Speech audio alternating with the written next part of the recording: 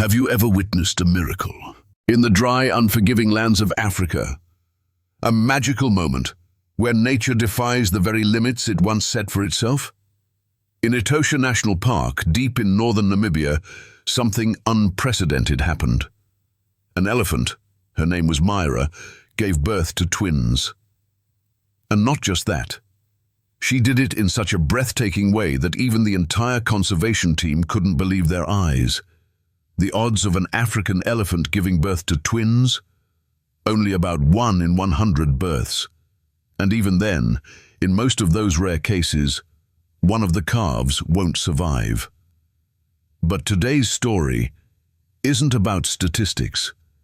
It's a story about instinct, about love, and about resilience, from both humans and animals alike.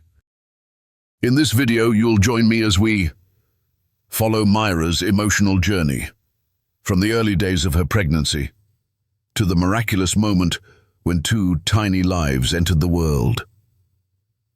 Listen to the heart of a seasoned conservationist, Jonas, a man who's known Myra since she was just a baby elephant. And finally, you'll witness a sacred moment when nature chooses to gift the world with a miracle no one ever saw coming. Before we begin, close your eyes for just a moment. Imagine standing in the heart of a vast, open savanna. A gentle breeze brushes against your skin, carrying the scent of wild grass and dry earth. And right in front of you, a mother elephant, breathing heavily, her body trembling as the long, painful journey of birth begins. Etosha is one of the most beautiful places on earth, where herds of antelope, zebras, lions, and elephants roam across golden grasslands that stretch all the way to the horizon. Amidst this breathtaking landscape lived a female elephant named Myra. Not too big, not too aggressive, but special in one undeniable way. Everyone in the park knew her and loved her. Since she was young, Myra had been comfortable around humans. She would often stroll beside the patrol vehicles, playfully wrap her trunk around the conservation staff, and sometimes just stand still for minutes at a time, watching quietly, saying nothing. Myra was part of Etosha, like the morning sunlight, like the birdsong at dusk. But then, one day, Myra's belly began to grow, and it was growing fast. At first, no one was too concerned. Elephant pregnancies usually last between 20 to 22 months, and a growing belly? That's perfectly normal. But with Myra, something was different. In the first month, she was still moving around a lot. By the second month, she began to slow down, and by the third, she barely moved at all, standing under the shade of trees, breathing softly, and every so often letting out a low groan, as if something immense inside her was weighing her down. Jonas, a veteran conservationist who had witnessed dozens of elephant births, was the first to speak up. Something's off. She's not carrying just one calf. I can feel it. To help you understand better, African elephants almost always give birth to just one calf at a time. According to the Wildlife Conservation Society, the chance of twins is less than 1%, and in most cases, one of the twins doesn't survive beyond a few days. Could Myra be one of those rare exceptions? But where is the line between instinct and truth? Where is the boundary between let nature take its course and we need to step in before it's too late? That question kept the entire conservation team awake for weeks. A small lesson Myra unknowingly taught us: never ignore the unusual signs, whether in a human or a wild creature, because sometimes what looks like a warning isn't a danger at all. It's the whisper of a miracle drawing near. And to hear that whisper, you need someone who truly listens. Someone like Jonas, with eyes that have witnessed too much life and death, and a heart that has never stopped feeling. Now join me as we step into the next chapter, where Jonas's intuition becomes the guiding light, a light that leads to a decision that changes everything. Jonas wasn't the kind of man who talked much. He would often appear quietly at dawn when the park was still wrapped in morning mist. The younger conservationists used to joke and call him the shadow of Etosha, because no one ever really knew where he was. But when it mattered most, he was always there. He had lived among the elephants for nearly 20 years, long enough to notice even the smallest change, and wise enough to know that sometimes intuition is just experience, speaking in a softer voice. To the world, Myra was just an individual to be monitored. But to Jonas, she was a memory. He remembered the very first time he saw her, a fragile little elephant calf, always hiding beneath her mother's legs. Once, when the herd was crossing a parched stretch of land, Jonas left a barrel of water near a tamarind tree. Myra was the first to approach. She reached out her trunk and touched his hand, gently, slowly, as if asking, "Can I trust you?" From that moment on, an invisible thread formed between man and elephant. No words were needed, only trust. So when Jonas heard Myra let out a soft groan every time she shifted, he understood. When he saw her lying still under the shade for hours, he felt it. There was something inside Myra, something that couldn't be ignored. He called in the tech team. "We need to attach a GPS to her and double the monitoring frequency, starting today." Some of the younger staff hesitated. "Is that really necessary? There's no clear sign of danger yet." But Jonas just stared into the distance, toward the spot where Myra stood, still as a statue. "I'm not waiting for signs," he said quietly. "I'm listening to a feeling." Jonas's story reminds us of something modern science sometimes forgets. Experience and emotion, when finely honed, can become the most accurate form of intuition. In the world of conservation, where life and death are sometimes separated by just a few hours, a timely decision might be the only gift we have left to offer a living soul. And because of that one decision, the whole team began to shift their approach. A watch station was set up. A night shift schedule was activated. And Jonas, like a father awaiting the birth of his child, stayed day and night beneath the tree where Myra often rested. No one knew what was about to happen. They only knew one thing. Something was growing. Not just a life, but something that felt a lot like hope. And then, the miracle began to reveal itself. When you live long enough in the wild, you begin to understand something. The biggest storms don't always start with thunder. Sometimes they arrive in silence, on the days that seem the most peaceful. Etosha entered the dry season, shriveled bushes, cracked earth. The entire park seemed to hold its breath with Myra. She hardly moved anymore. Day after day, she stood beneath a single towering tree, her unusually large belly rising and falling with every labored breath. And each time the golden light of dusk tilted across the sky, people would hear her let out a faint groan, as if carrying a secret far too heavy to bear. Jonas watched her every step. Each morning he checked the water levels at the trough near the station. Each afternoon he returned to see Myra eat, slowly, without urgency. And at night he turned on the GPS receiver, tracking her heartbeat and location. The data was steady, but the unease in his chest never left. There's a little-known truth. Elephants are incredibly emotionally intelligent creatures. They remember, they grieve, and they wait.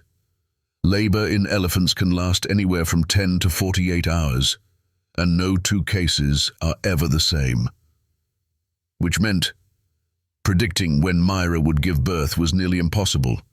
The only thing the conservation team could do was wait. And wait, with a quiet storm of worry in their hearts. The days of waiting became a true test. Some mornings Myra would lie silently for hours, refusing to eat.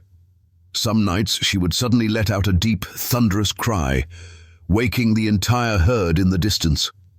One young staff member once said, "It's like she's carrying an entire world inside her," and no one disagreed, because deep down, they knew it was true. But it was in those quiet moments that something deeper began to take root.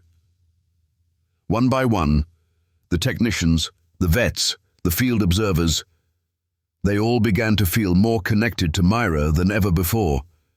She was no longer a subject of study. She was a soon-to-be mother, a true member of this wild family. A small lesson from those long days of waiting. Nature doesn't run on human time. Sometimes the best thing you can do is to be present, be patient, and love in silence. And then, on a morning like any other, a voice crackled through the patrol radio. "Myra hasn't left the clearing for 2 hours. She's lying on her side, not eating, not moving." Jonas's heart clenched. He knew the moment had come. When Jonas arrived, the sky was still, as if even the earth itself was holding its breath. The vehicle stopped at the edge of the clearing, not too close to alarm her, but near enough to see Myra lying on her side, eyes half closed, her chest rising and falling with heavy, labored breaths. Beside her stood a male elephant, silent as stone. It must have been Myra's mate, the one who had quietly watched from a distance for months. He didn't trumpet, he didn't rush forward, he just watched, like a father who had no idea what else to do, but wait and believe. Jonas stepped out of the car, each footstep slow, deliberate. He gently called Myra's name, with a voice soft as the wind, the sound she'd known for years. And then, something extraordinary happened. Myra twitched her ear. She didn't flinch. She didn't pull away. She accepted him. Jonas knelt down, placed his hand on her thick, rough skin, feeling the powerful contractions ripple through the body of the mother elephant. There was no more time. He pulled out a syringe, something he'd prepared weeks ago, but had always hoped he wouldn't need to use. A dose to help induce labor. Too late, and the calf could die inside. Too early, and the mother might collapse from exhaustion. This wasn't a medical decision. This was a decision of the heart. 30 minutes later, Myra let out a thunderous cry. The pain had reached its peak. Jonas clenched his jaw, his hand still resting on her massive body, as if he were lending her whatever strength he had left. And then, a tiny, slick, fragile body began to slide from Myra's womb. A baby elephant, tiny, fragile, but moving, breathing, alive. The team erupted in joy. Jonas cried, not loudly, just 2 silent streams rolling down his sun-worn cheeks. They dried the calf, checked its breathing, helped it rise, and gently guided it toward its mother. Myra slowly raised her trunk and touched her baby, a mother's touch that could never be mistaken. But the joy didn't last. Myra let out another cry, this time not of joy, but of pain. Jonas rushed to her side, placed his hand back on her belly, and he knew it wasn't over. Another wave of contractions hit, harder, faster. No more doubt. Myra was carrying twins. In the world of elephants, that is nearly impossible. 1%. And of those, more than half won't survive. Not both. Jonas's heart pounded like a war drum. There was no time for hesitation. He gently stroked her belly and whispered something no one else could hear. Just him and Myra. And then, as if by magic, the second calf was born, smaller, weaker, but still breathing. Its tiny legs shook beneath it, but it fought to take that first breath. Jonas and the team fell to their knees, working through tears, warming it, wiping it clean, counting every breath like they were guarding the last thread of hope in the darkness. And then, both calves cried out, together. A soft, trembling sound, but strong enough to make all of Etosha fall still for a single heartbeat.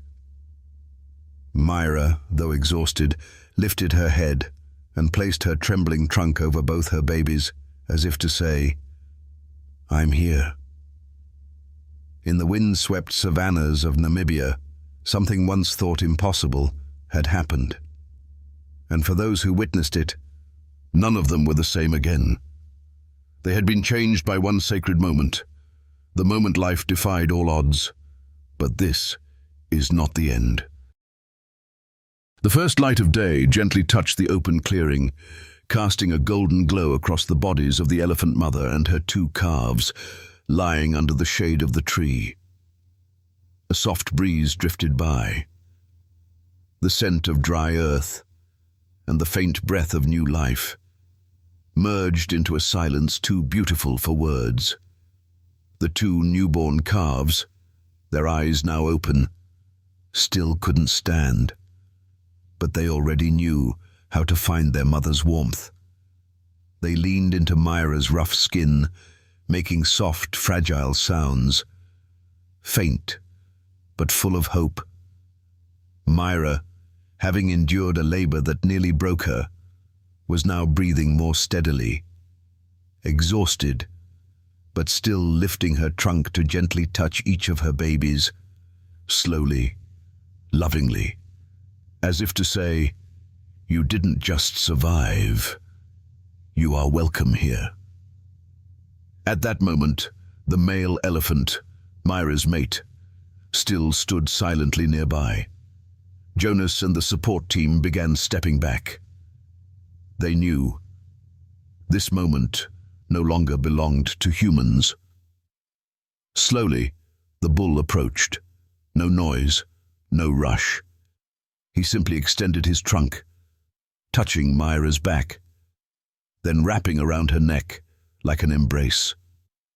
All five, mother, father, and two calves, gathered in a moment so simple, yet so sacred. And then, from beyond the trees, shadows began to appear. One, then two, then dozens. It was the herd, those who had lived alongside Myra for years. They didn't need an invitation. Instinct told them something extraordinary had just happened. Elephants are deeply social beings. They mourn, they celebrate, they remember. Some studies have shown elephants returning to the places where a loved one once fell, standing in silence, touching old bones with their trunks, as if whispering a farewell. And today, that same herd gathered around the two newborns, gently touching them with their trunks. A silent, sacred welcome. The entire clearing went still. Only the rustle of leaves, the hush of wind, and the steady rhythm of life remained. From a distance, Jonas leaned against the hood of the vehicle. In his eyes, no more fear, no more doubt, only gratitude. Gratitude for witnessing something that many conservationists may never see in an entire lifetime. A small lesson from that morning. In the wild, There is more than just competition, survival, or the law of the strongest. There is resonance, where family, unity, and motherhood weave a bond more powerful than any force of nature. And we, as humans, have so much to learn from how a herd of elephants welcomes new life. And just when it seemed everything had settled, when Myra stood up on her trembling legs, when the two calves took their very first wobbly steps, the story wasn't over yet. The story wasn't over. As the sun climbed higher and the herd began moving toward the forest's edge, Jonas still hadn't left. He stood in the grass, now marked with countless footprints, silently watching Myra and her two newborns learning to walk. Step, fall, then step again, just like the journey of life in the wild, never smooth, but always moving forward. He pulled the radio from his belt and pressed the button. We confirm, Myra gave birth to twins. Both calves are alive. On the other end, cries of joy. Some wept. Others collapsed to the ground, overcome with emotion. Happiness spread like ripples in water, because everyone knew they had just witnessed a moment of history. But Myra's story wasn't just a biological record. It was a powerful reminder that nature still holds miracles, if we are patient enough, caring enough, and willing enough to believe. Jonas wasn't a world-famous scientist. He didn't have shelves of published research. But he had what conservation needs most, a heart that listened, a heart that waited, a heart that never walked away. And in return, he received a gift no technology could ever replicate. Life, ×2. We are living in a time when over 400,000 African elephants are facing extinction because of poaching, because of deforestation, because of climate change. And in that bleak landscape, Myra's story shines like a small beam of light, a reason to keep hoping, to keep fighting, to keep protecting. You may never make it to Etosha, you may never touch an elephant, but you can share this story. You can spread this miracle with the world, because every time a beautiful story is told, nature is heard again. And if one day you do find yourself in Etosha, listen carefully to the wind. You just might hear the tiny trumpets of two young elephants, calling their mother, playing in the grass, writing the next chapter of a story born on a sunlit morning. Thank you for joining this extraordinary journey. If this story touched your heart, don't forget to like, subscribe, and share. Because who knows, you might be the reason the next miracle is saved.